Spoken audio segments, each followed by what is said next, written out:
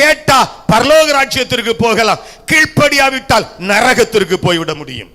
உங்க கையில என் கையில தான் இருக்குது. அல்லேலூயா. உங்க கையில என் கையில தான் இருக்குது. சொல்லிட்டாரு, இப்படி இரு, இப்படி இல்லையா ஆண்டவர் மரணத்துக்கு பிறகு, ஒருவேளை மரணத்துக்கு முன்பு ஆண்டவருடைய வருகை இருக்குமானால் இதுதான் நியாயம் தீர்க்கிற ஒரு ஸ்டாண்டர்டாக ஆண்டவர் வைத்திருக்கிறார். ஹல்லேலூயா. அப்ப இதை செய்து காட்டுறதுக்கு தான் ஆண்டவர் சொல்றாரு. ஆண்டவர் தன்னுடைய வாழ்க்கையை சொல்றாரு.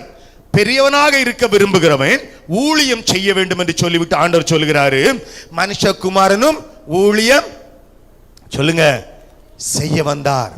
அப்ப எல்லாருக்கும் முன்னால ஒருவேளை இவர் ஊழியம் செய்யாமல் கொள்ளும்படியாக வந்திருந்தா எல்லாரும் பார்த்து கேட்டிருப்பாங்க. வார்த்தை மட்டும் பயங்கரமா இருக்குது, பெருசா பேசிடுறாரு, ஆனா அவருடைய கிரியையில ஒண்ணும் இல்லைன்னு சொல்லியிருப்பாங்க. அப்படித்தானே? அப்படித்தானே?